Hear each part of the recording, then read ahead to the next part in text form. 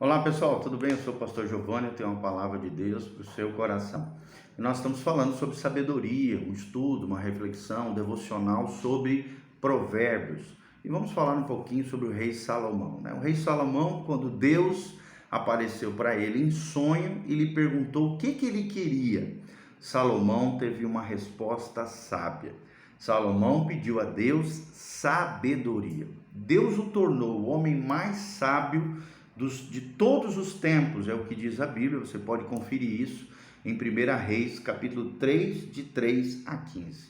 Mesmo os sábios, mesmo sábio, né, como Salomão, infelizmente, ele falhou, mas teve alguém que o superou. Quem foi esse alguém? Jesus de Nazaré. O Senhor Jesus veio e superou Salomão. Naquilo que Salomão falhou ao final da sua vida, quando tropeçou ao se envolver com mulheres de outras nações, Jesus veio e superou Salomão. Naquilo que Salomão falhou em viver a sabedoria de Deus, que Deus havia lhe concedido, Jesus foi perfeitamente bem sucedido. Tanto é que nós acreditamos que, e é o que a Bíblia ensina, que Jesus é a própria personificação da sabedoria de Deus. Paulo fala isso também, ele é a sabedoria de Deus revelada a nós. Então, a sabedoria de Deus não é sobre poder da mente, é sobre um coração cheio de reverência por Deus. Alguém que toma decisões práticas para fazer aquilo que Deus revelou ao longo da sua palavra. A Bíblia também conecta a sabedoria intimamente com o comportamento correto. Então, se você é sábio, você vai ter continuamente, diariamente, um comportamento correto diante de Deus e diante dos homens. A insensatez, a pecaminosidade são simplesmente dois lados da mesma moeda. Insensatez e pecaminosidade. Insensatez é a tolice, é a burrice, e a pecaminosidade são dois lados da mesma moeda. A implicação vital para cada um de nós é que Deus quer que nós sejamos sábios e não tolos. Ser sábio é de grande importância para Deus. Embora os provérbios de Salomão sejam cheios de imagens de recompensas terrenas pela sabedoria e consequências nefastas, terríveis para a insensatez, a realidade maior do ponto de vista de Deus é a eternidade. Como Jesus disse em João 17, versículo 3, e a vida eterna é esta, que conheçam a ti, o único Deus verdadeiro, e a teu Filho Jesus, a quem tu enviaste. Deus manda os tolos para o inferno, somente os sábios entrarão no céu. Na medida em que nós crescemos no conhecimento do Pai, através da pessoa bendita do Filho, no poder do Espírito Santo, estamos caminhando rumo ao céu, na sabedoria de Deus, na sabedoria do céu. Então, embora seja verdade, que nenhum homem, além de Jesus, jamais tenha se encaixado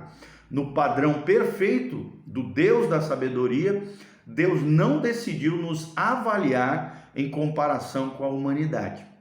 Assim como o seu padrão para a santidade é a própria perfeição, e Deus diz na sua palavra, sede santos, porque eu, Senhor, sou santo, o padrão para a sabedoria prática, meus irmãos, também é a sua perfeição, a imagem e semelhança do Filho, e é assim que nós devemos desejar no nosso coração viver. Embora o objetivo, seja, através desses estudos, ajudá-lo, conduzi-lo à sabedoria de Deus, enquanto isso, a verdade é que nós sabemos nessa terra é impossível o homem alcançar a perfeição plena. Somente lá no céu vamos desfrutar de perfeição plena. E isso, claro, não nos inibe de queremos nos aperfeiçoar, crescer, amadurecer e melhorar a cada dia diante do Senhor e diante dos homens. A boa notícia para nós é que Jesus Cristo viveu de fato a sabedoria perfeita de Deus. E Jesus morreu por tolos, como eu e você. E só Jesus pode nos tirar da tolice, da insensatez, da pecaminosidade extrema e nos levar à santidade, à consagração, à vida piedosa, à sabedoria de Deus. Amém? É uma grande troca que a Bíblia Sagrada nos revela. Por exemplo, um versículo no Novo Testamento apresenta a resposta para a aparentemente impossível questão de como alguém que agiu incessantemente pode ser declarado justo diante de Deus, ou seja, de um Deus todo sábio.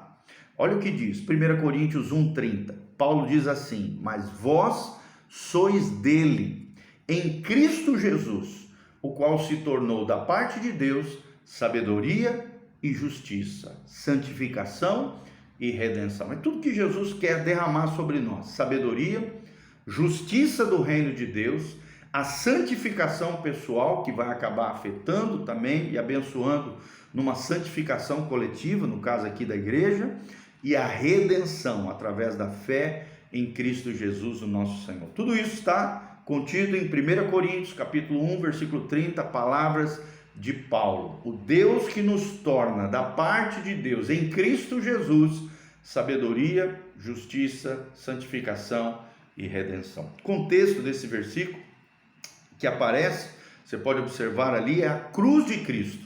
Ou seja, embora o mundo pense que a morte do Filho de Deus seja um conceito tolo, a cruz de Cristo está no centro da mensagem do Evangelho, no centro da sabedoria de Deus. Jesus Cristo era tão perfeitamente sábio que podia morrer no lugar de tolos, como todos nós seres humanos. 2 Coríntios 5,21 decifra claramente o conceito de substituição de Jesus.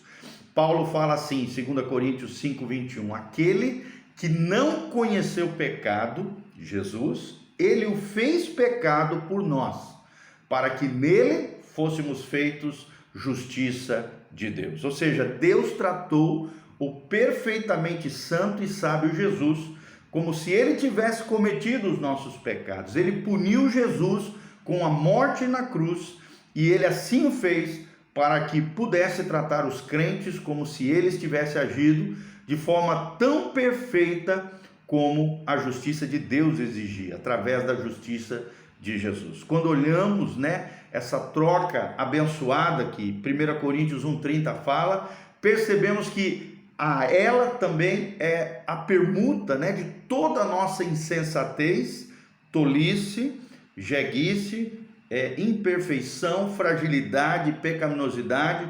Tudo isso, nessa troca, nessa permuta abençoada, recebemos da parte de Deus sabedoria e graça da parte de Jesus. Aqueles que humildemente confiam, dedicam seu coração ao Senhor Jesus Cristo, na sua justiça revelada na cruz, são também declarados sábios diante de Deus, o juiz universal, o juiz moral de toda a criação. Então, embora certamente ainda haja uma abundância de insensatez alojada em seu coração, no meu, muitas vezes, o livro de registro eterno indica que eu e você, através de Jesus, somos perfeitamente sábios, com base não nas nossas obras, mas na obra de Jesus através e por nós. A importância prática da sabedoria de Jesus é perceber que Ele é a nossa fonte de sabedoria e a nossa fonte de justiça. Ao invés de perseguir a sabedoria humana, a sabedoria desse mundo, e assumir que nós podemos ganhar o favor de Deus, ou até mesmo nos sobressair por conta própria, a nossa busca deve fluir a partir da sabedoria que recebemos em Jesus Cristo, o nosso Senhor e autor e consumador da nossa fé. Da mesma forma que Deus considera justos por causa da justiça de Jesus, Deus nos considera sábios baseado na sabedoria de Jesus e não na nossa. Então, fundamentamos nisso. Devemos buscar a sabedoria prática, a sabedoria celestial, a sabedoria de Jesus. Devido à sabedoria de Jesus ser o alicerce, o fundamento da nossa própria vida, vamos então considerar quais são as evidências diretas da sabedoria de Jesus imputada em nós. O que tinha de sábio em Jesus? A primeira evidência é a visita de homens sábios quando Jesus nasceu. Por exemplo, a Bíblia fala um pouquinho sobre isso, olha só. Quando se trata da sabedoria de Jesus, na infância magos, né, homens sábios, vindos de lugares longínquos, talvez um lugar tão distante quanto o que hoje é chamado de Irã moderno, seguiram uma estrela para prestar homenagem ao menino Jesus. Provavelmente os seus antepassados foram instruídos a esperar o grande Messias de Daniel, que Daniel havia profetizado durante o seu serviço nos altos cargos do Império da Babilônia e da Medo-Pérsia. Quando estes homens, provavelmente uma grande comitiva, ao contrário de apenas 3, como muitos pensam, chegaram na cidade de Jerusalém, começaram a fazer perguntas: onde é que está o recém-nascido rei dos judeus?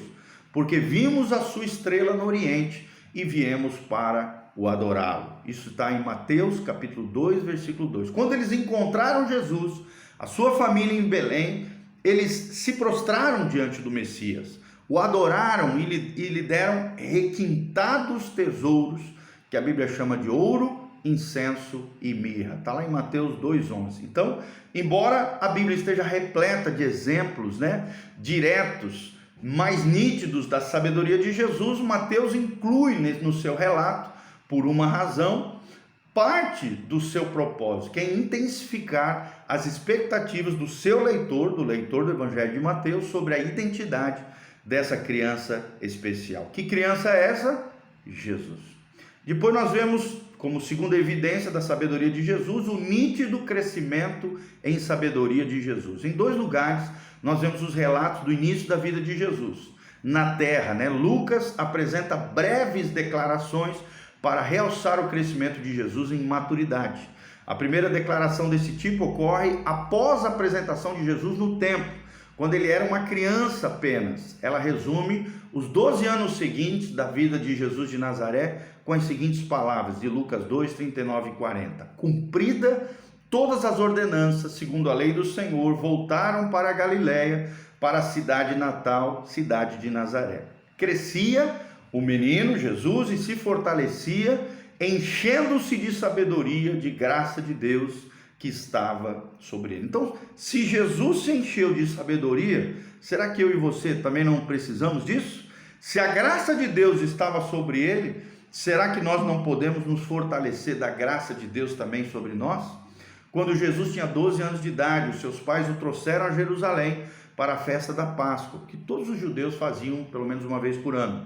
Nessa ocasião, ele foi acidentalmente deixado para trás por 3 dias. Ao ser finalmente descoberto pelos seus pais, Jesus estava ali assentado entre os eruditos, os mestres, os religiosos do templo, maravilhando-os com a sua inteligência, com as suas respostas. É o que relata Lucas 2,47. Após os seus pais terem-no encontrado, Jesus retornou com eles para Nazaré. Ou seja, ao descrever esse período entre os 12 e os 30 anos de Jesus, quando ele começa o seu ministério público, Lucas apresenta outra breve declaração. Está lá em Lucas 2,52, nós vamos encerrar com isso. E crescia Jesus em sabedoria, estatura e graça diante de Deus e diante dos homens. Enquanto o homem, Jesus crescia fisicamente, mas também crescia socialmente. Também ele cresceu na sabedoria e no temor de Deus. Se você está lutando, meu irmão, para compreender como Deus, o Filho, poderia crescer no temor de Deus, tudo bem. E é o que Deus quer de nós. A Bíblia afirma que a plena divindade de Jesus e a sua plena humanidade, embora não tenhamos condição de compreender tudo isso, isso tudo é verdade. Lucas, ao falar da humanidade de Jesus, claramente afirma que os 30 primeiros anos da vida de Jesus foram marcados por uma sabedoria em franco desenvolvimento. Então, à medida em que ele aprendia as verdades de Deus, continuava a aplicá-las habilidosamente aos detalhes em constante mudança do seu mundo ao redor. E assim ele fez perfeitamente. Que possamos aprender com Jesus, crescemos em graça e sabedoria diante de Deus e diante dos homens. Amém? Dá um joinha nesse vídeo, compartilhe com outras pessoas, siga o nosso canal aqui no YouTube, no Instagram, e também aqui debaixo tem todas as informações da nossa igreja, horários dos cultos e como você pode semear, ofertar, participar como um cooperador fiel nessa obra linda que Jesus está fazendo. Que possamos crescer, nos desenvolver em sabedoria e graça diante de Deus e diante dos homens. Em nome de Jesus. Amém e amém.